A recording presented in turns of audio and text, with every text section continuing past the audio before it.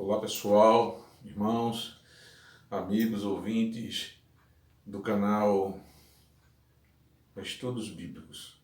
Mais uma vez nós estamos aqui para mais uma reflexão, mais um estudo semanal, dizer da nossa alegria de estarmos novamente com você. Sempre lembrando, né? Compartilhe, dê o seu like, acione o sininho para que outras pessoas também possam ter a oportunidade que nós temos de compartilhar o estudo da Palavra de Deus. E começamos uma nova fase da nossa jornada de estudos. Dessa vez nós estaremos estudando sobre a doutrina bíblica da oração. Lembrando que sempre a referência de oração é o nosso Mestre, nosso Senhor Salvador Jesus Cristo. E na manhã desse dia nós estaremos refletindo no texto que se encontra em Marcos, capítulo 1, versículos de 32 a 38, onde nós lemos: E tendo chegado a tarde, quando já estava se pondo o sol, trouxeram-lhe todos os que se achavam enfermos e os endemoniados, e toda a cidade se ajuntou à porta, e curou muitos que se achavam enfermos de diversas enfermidades, e expulsou muitos demônios, porém não deixava falar os demônios, porque os conhecia. E levantando-se de manhã muito cedo, estando ainda escuro, saiu e foi para o lugar deserto, e ali orava. E seguiram Simão e os que com eles estavam, e achando-o lhe disse: Todos te buscam. Eles lhes disse: Vamos às aldeias vizinhas, para que eu ali também pregue, porque para isso vim. Diante de nós um texto, e sobre esse texto nós refletiremos sobre um dia na vida de Jesus Cristo. E esse é justamente um contexto desse dia em que Jesus viveu em sua vida, um dia em que ele tirou para curar, para salvar, para restaurar. E as pessoas procuravam, né, por suprir as suas necessidades. E Jesus Cristo estava ali. Mas nós percebemos no texto, quando o Senhor diz: eu preciso também pregar a outras cidades, a outras aldeias. Então, o foco principal de Jesus Cristo não era necessariamente a cura, mas principalmente a implantação do seu reino. E naquele momento Jesus Cristo estava iniciando, né, o seu ministério terreno, e era justamente esse o contexto em que ele iniciou o seu trabalho. E o texto diz que houve um determinado momento em que ele se retirou, ele sentiu a necessidade de fazer ali as suas orações, né? E a oração, a principal oração mais conhecida do cristianismo e em todo o mundo, é justamente a oração do Pai Nosso. E o interessante é que algumas passagens bíblicas, não é, elas marcam o texto das Sagradas Escrituras. São marcos nas Sagradas Escrituras. Assim como o Pai Nosso está para o Novo Testamento, o Salmo 23, por exemplo, está para o Antigo Testamento. Isso nos faz ver, isso nos mostra a importância e a necessidade da oração. O texto bíblico, ele não traz uma definição do que vinha a ser o termo oração. Mas muito mais do que isso, ela mostra, ela nos revela, né, os vários personagens bíblicos, né, mostrando, apresentando-nos uma vida de oração. Davi, Samuel, João, Paulo, Pedro, né, tantos outros heróis da Bíblia nos revelam os verdadeiros sentidos da oração. Então, a oração a gente poderia inclusive dizer que a oração é uma declaração, né? É uma declaração de adoração a Deus, uma declaração de submissão, uma declaração de dependência, uma declaração de renúncia, uma declaração de confiança, uma declaração de compromisso. Isso nós podemos dizer o que vem a ser a oração. Mas, por mais incrível que pareça, ainda há alguém entre nós em querer dizer, em querer acreditar que a oração é perda de tempo. Orar é perda de tempo, né? E ao longo da minha vida eu tive algumas experiências em que uma determinada igreja, uma determinada comunidade evangélica, estava passando por um momento difícil, um momento de divergências, né? E alguém se levantou e disse: irmãos, vamos orar. E alguém responde: essa não é hora de orar, este não é momento de orar, este é o momento de agir. E ao transcorrer daqueles dias, chegaram-se à conclusão de que houve a divisão de grupos. E até hoje, os dois grupos continuam tocando a obra do Senhor, mas ainda com aquela manchinha nas suas almas, porque não pararam para investir tempo em oração, intercedendo a Deus. Então a gente entende aí que a oração também é uma atitude preventiva, é uma ação preventiva. Então nós não podemos negar, não é, a importância da oração em nossas vidas.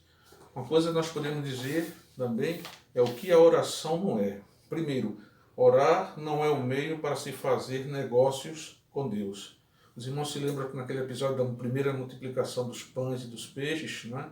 Logo em seguida Jesus Cristo parte para o outro lado do mar da Galileia e um grupo de pessoas procurando dizendo: Mestre, o que é que tu fazes para nos mostrar, para nos provar que tu és o Filho de Deus? Dá-nos um sinal.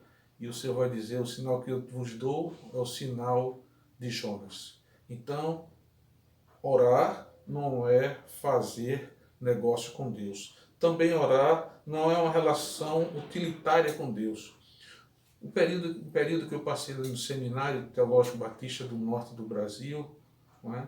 Eu tive contato com diversos conhecimentos, diversas fontes de conhecimento. E naquele período nós, na ocasião, refletimos sobre os movimentos filosóficos principais da nossa época. E um deles que nós debatemos e me marcou muito foi o estudo sobre o pragmatismo, movimento filosófico do pragmatismo. Não é?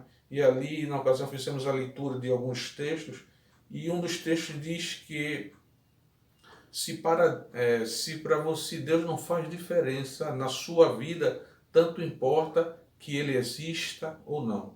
Esse é um pensamento, é um movimento filosófico atual, né, que impera no seio da sociedade e que precisamos estar atentos contra ele. Se Deus não faz diferença na sua vida, tanto faz que ele exista ou não. Então, esse é um outro pensamento que precisamos estar atentos.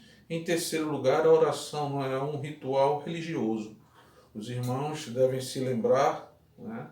E eu trago à memória o texto de Isaías capítulo 1, versículo 14, quando ali o texto do Senhor vai dizer: estou cansado das vossas luas novas, dos vossos cultos solenes. Portanto, orar não é um ritual religioso, não é meramente um rito, mas deve ser algo entendido. Então a oração também ela é um ato espiritual, um ato religioso que precisamos fazer com entendimento.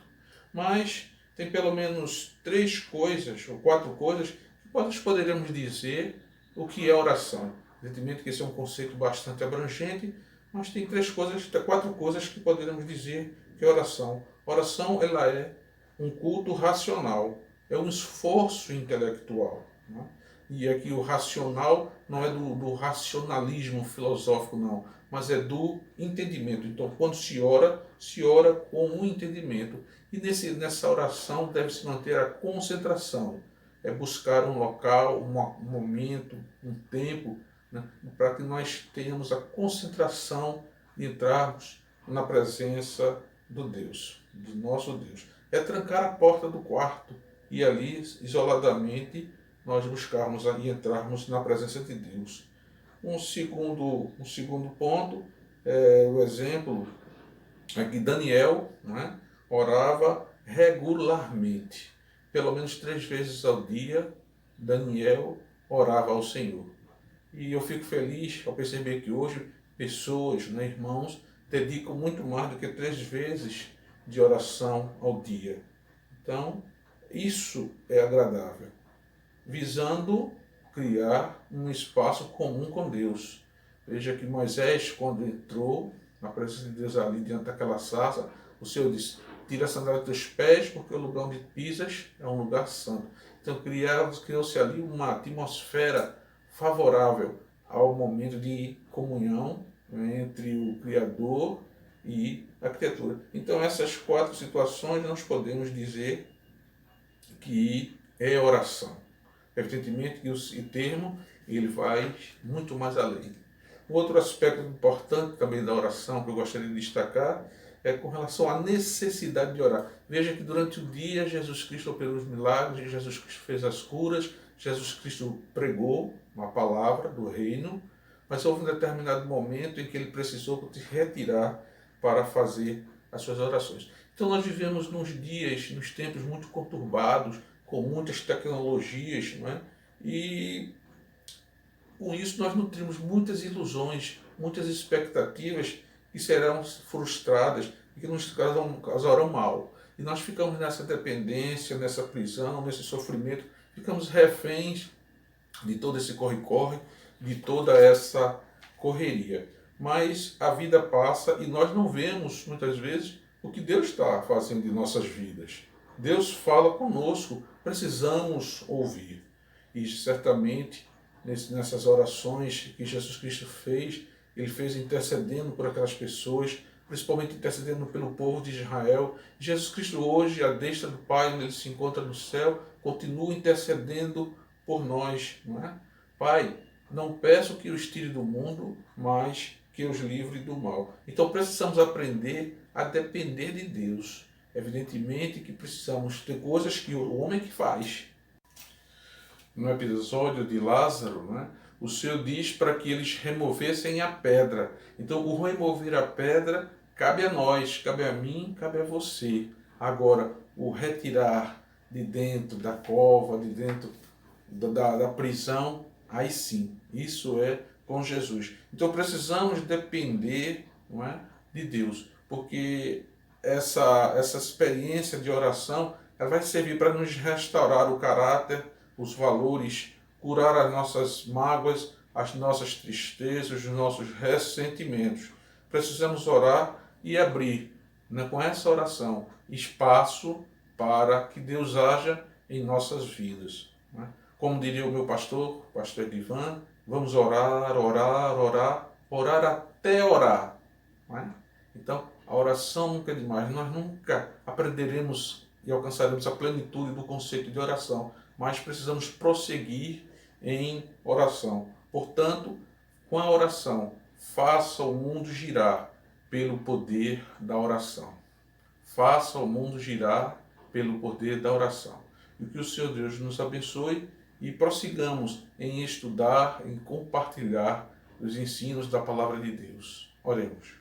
Amantíssimo Deus, soberano Pai, muito obrigado ao Senhor por teu amor, muito obrigado ao Senhor porque o Senhor tem nos livrado, o Senhor tem nos dado, Senhor, a tua presença em nossas vidas. Por meio da oração, Pai, tu tem falado conosco e tem nos dado a oportunidade também de colocarmos diante de ti a nossa gratidão, a nossa súplica, a nossa adoração. Também, Senhor, buscarás suprimento das nossas necessidades, porque em ti confiamos e em ti colocamos as nossas almas, depositamos a nossa fé. Fica, pois, conosco, em nome de Jesus Cristo. Amém, Senhor. Mais uma vez, agradecemos e até breve.